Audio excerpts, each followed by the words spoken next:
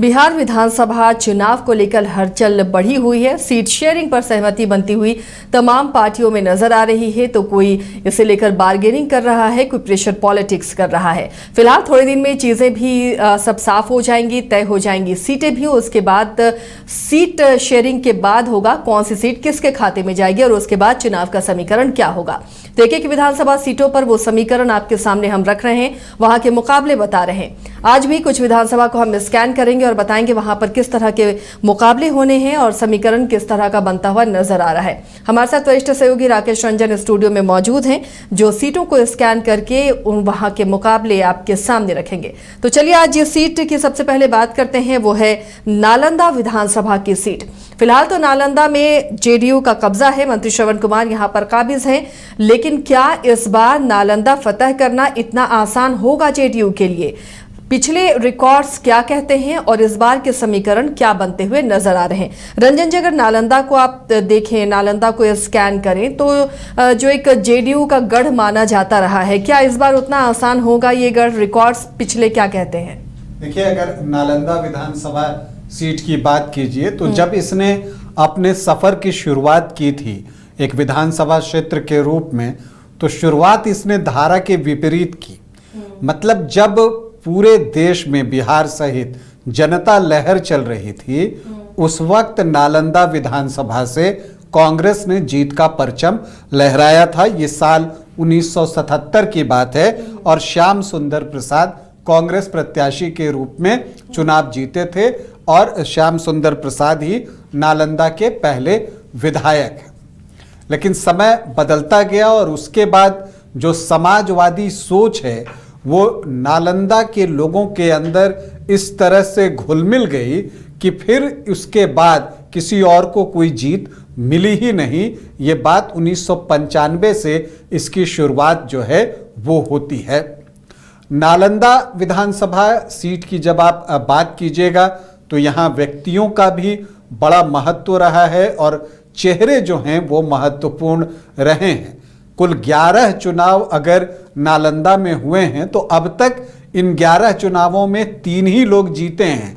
मतलब नालंदा का प्रतिनिधित्व करने का अवसर सिर्फ 3 व्यक्ति को मिला है। तो मतलब चेहरों पर विश्वास करता है नालंदा, जिनको अवसर देता है उनको जो है कई अवसर देता है कि आप अपनी तरफ से कोशिश कीजिए। जब चेहरों की हम बात करते हैं तो नालंदा में जो एक चेहरा है जिसे लोगों ने भरपूर प्यार दिया है, लेकिन दिलचस्प ये है कि उन्होंने नालंदा विधानसभा से कोई चुनाव नहीं लड़ा, लेकिन वो शख्स हैं बिहार के मुख्यमंत्री नीतीश कुमार। नालंदा जो है वो उनका गृह जिला है और चाहे लोकसभा का चुनाव हो या विधानसभा का चुनाव हो, यहाँ पर जो जेडीयू का प्रत्याशी जो होता है उसके नाम पर कम, नीतीश कुमार के नाम पर यहाँ वोट जो हैं वो ज्यादा पड़ते हैं। और नीतीश कुमार ने भी जो नालंदा का क्षेत्र है वहाँ विकास में कोई कंजूसी नहीं की है और जी भरकर विकास किया है।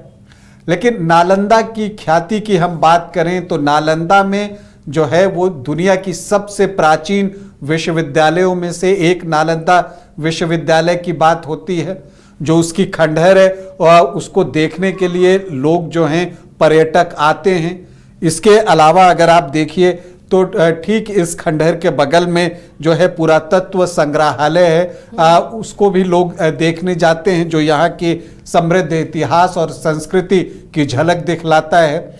और अब तो नालंदा विश्वविद्यालय के रिवाइवल के लिए भी जो है आगे बढ़ चुकी है सरकार। खैर, हम वापस लौटते हैं नालंदा विधानसभा पर। यहाँ पर कुल 11 चुनाव हुए हैं, जिसमें सबसे सफल पार्टी जेडीयू रही है, जिसको 5 बार यहाँ पर कामयाबी मिली है। समता पार्टी 2 बार चुनाव जीतने में सफल रही है। कांग्रेस को 2 बार और निर्दलीय 2 बार चुनाव जीते हैं। जैसा मैंने आपको बताया कि 3 ही व्यक्ति जो है वो नालंदा का प्रतिनिधित्व अब तक कर सके हैं, तो उनमें एक तो हैं श्रवण कुमार जो अभी बिहार सरकार में मंत्री हैं। वो 7 बार जो है नालंदा विधानसभा का प्रतिनिधित्व कर चुके हैं, 5 बार जेडीयू के टिकट पर और 2 बार समता पार्टी के टिकट पर नीतीश कुमार के बेहद करीबी हैं। और जब आप कहते हैं कि जब जनता लहर चल रही थी, जेपी आंदोलन हुआ था, उस वक्त से जो है वो नीतीश कुमार के साथ रहे हैं और उन्होंने जो है साथ में समता पार्टी भी बनाई है, साथ में ही नीतीश कुमार के। अब अगर आप देखिए जो 2 और नाम हैं वो हैं राम नरेश सिंह और श्याम सुंदर प्रसाद।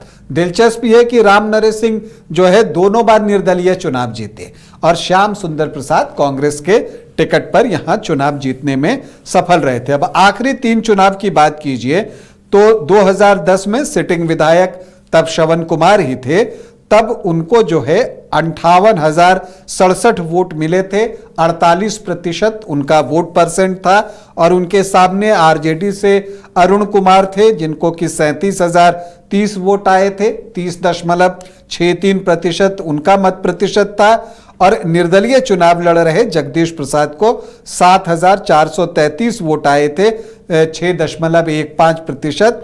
और कांग्रेस प्रत्याशी थे दिलीप सिंह, उनको जो है 3% से भी कम ही वोट मिले थे, 2.85%।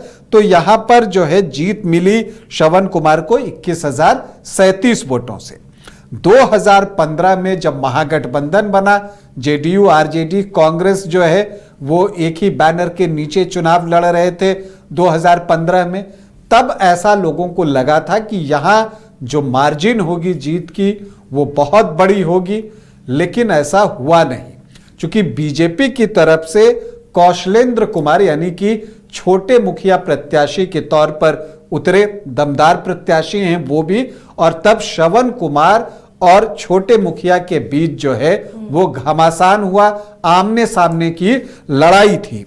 यहां पर 72,596 वोट श्रवण कुमार को मिले, 44.78% वोट तो बीजेपी के कौशलेंद्र कुमार यानी छोटे मुखिया को मिले 69,600 वोट, मतलब 42.93% वोट, तो 43% के आसपास जो है इनको भी वोट आए। तो 2% से भी कम जो है दोनों के बीच मतों का अंतर रहा और 2,996 वोटों से श्रवण कुमार जीतने में सफल रहे इस कांटे के मुकाबले में। फिर 2020 आता है, श्रवण कुमार जो है फिर से प्रत्याशी बनते हैं जेडीयू के। जेडीयू एनडीए फोल्डर में वापसी कर चुका था, दूसरी तरफ एक नया महागठबंधन बन चुका था जिसमें आरजेडी, कांग्रेस और लेफ्ट की पार्टियां थी। तो यहां ये सीट कांग्रेस को दी गई और गुंजन पटेल यहां से चुनावी मैदान में उतरे। लेकिन जो पिछला चुनाव बीजेपी के टिकट पर लड़े थे कौशलेंद्र कुमार यानी छोटे मुखिया, वो जो है जनतांत्रिक विकास पार्टी के बैनर तले जो है चुनावी मैदान में उतर जाते हैं। और दिखता क्या है कि कांग्रेस के गुंजन पटेल जिनको कि 17,293 वोट आए, 10.2%, वो तीसरे स्थान पर चले गए और छोटे मुखिया मुख्य मुकाबले में आ गए। तो श्रवण कुमार जो है 66,066 वोट लाने में कामयाब रहे, 39% उनका वोट था। और कौशलेंद्र कुमार छोटे मुखिया को आए 29.5% वोट, 49,989 मत। तो एक फाइट दोनों के बीच हुई, लेकिन ट्रायंगुलर फाइट होने का फायदा यहां पर श्रवण कुमार को मिला और वो 16,077 वोटों से चुनाव जीतने में सफल रहे। तो इस बार क्या देखिए, अभी जो लोकसभा का चुनाव हुआ है तब यहां से जेडीयू के प्रत्याशी कौशलेंद्र कुमार को 52.5% के आसपास वोट आए हैं और उनकी लीड रही है 37,347 वोटों की। तो इससे तो लगता है कि श्रवण कुमार के लिए बहुत मुश्किल नहीं होनी चाहिए। लेकिन संभावित दावेदार कौन कौन हैं, तो देखिए जहां तक जेडीयू का सवाल है तो श्रवण कुमार मंत्री भी हैं, नीतीश कुमार के करीबी भी रहे हैं, 7 बार से चुनाव जीत रहे हैं, तो उनका टिकट तो ऑलमोस्ट जो है वो कंफर्म दिखता ही है। हालांकि बीजेपी के प्रणव प्रकाश हैं, उनकी भी एक साइलेंट दावेदारी है, लेकिन दिखता नहीं है। लगता तो यही है कि श्रवण कुमार ही यहां से चुनाव लड़ेंगे। लेकिन जो एक बड़ा फर्क आया है वो ये आया है कि 2015 में बीजेपी के टिकट से चुनाव लड़ने वाले कौशलेंद्र कुमार छोटे मुखिया और 2020 में जनतांत्रिक विकास पार्टी के टिकट से चुनाव लड़ने वाले कौशलेंद्र कुमार छोटे मुखिया अब कांग्रेस पार्टी में शामिल हो गए हैं। और इससे एक जो अनुमान लग रहा है कि 2025 में श्रवण कुमार और छोटे मुखिया के बीच घमासान होने वाला है, ऐसा दिखता है। हालांकि गुंजन पटेल जो पिछला चुनाव लड़े थे उनकी भी दावेदारी खत्म नहीं हुई है और वो भी प्रयास कर रहे हैं। इसके अलावा एक सुजाता कुशवाहा है, उनके नाम की भी चर्चा बीच बीच में चलती है। तो अब यहां पर ये दावेदार हैं। अब हम यहां के जातीय समीकरण को देखें तो यहां पर आप देखिएगा कि अनुसूचित जाति और इसके अलावा अदर ओबीसी ईबीसी जो हैं उनकी संख्या बहुत अच्छी है, लेकिन ये कुर्मी लैंड है, यहां पर जो है ये कुर्मी बहुल है, कुर्मी वोटर्स की संख्या यहां बहुत अच्छी है। हालांकि अनुसूचित जाति यहां पर 24.32% है। इसके अलावा आप देखिए तो जो मुस्लिम वोटर्स हैं 4.7% हैं और यादव 12 से 14% है। तो एमवाई जो है वो 17 से 18% के बीच बनता है और इसी से लगता है कि आरजेडी इस सीट को लेकर शायद बहुत दिलचस्पी न दिखाए। राजपूत यहां 3 से 4% हैं, भूमिहार 3 से 3.5% और ब्राह्मण 2 से 2.5%। तो सामान्य जाति के वोट 9 से 10% के आसपास हैं। जो कोयरी हैं वो 6.5 से 7.5% और कुर्मी, जैसा मैंने आपको कहा कि कुर्मी बहुल विधानसभा क्षेत्र है, 19 से 21%। तो आप ये देखिए कि अगर आप कोयरी और कुर्मी को एक जगह लेकर आ जाइए तो लगभग 25.5 से 27.5% वोट लव कुश का हो जाता है, जो कि नीतीश कुमार का कोर वोट रहा है अब तक जो भी चुनाव हुए हैं। वैसे भी 5 से 7% हैं। तो आपको दिखता है कि हाँ, समीकरण एनडीए के फेवर में जो है वो झुका हुआ दिखाई देता है। लेकिन आप देखिए कि जो अन्य ओबीसी ईबीसी हैं वो 15 से 18%, 20% तक भी लोग कहते हैं। कुम्हार हैं, राजवंशी हैं, मल्लाह हैं, पाल हैं, तांती हैं, भर हैं, चंद्रवंशी हैं। तो पचपनिया जिनको आप कह लीजिए जाति के वोटर्स जो हैं उनकी संख्या भारी है। तो ये जो आंकड़ा है जो कि लगभग आपको 40% से ज्यादा है, 42-44% के आसपास है, इसमें बड़ा चंक कौन निकालता है?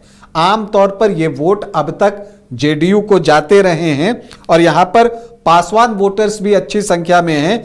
33,000 के आसपास जो है पासवान वोटर्स हैं और यही वजह है कि 2020 में एलजेपी ने भी अपना प्रत्याशी दिया था, रामकेश्वर प्रसाद, जो चौथे स्थान पर थे और उनको लगभग 11,000 के आसपास वोट आए थे, 6.5% वोट। तो यहां पर पासवान वोटर्स की संख्या भी अच्छी है, लगभग 11% के आसपास।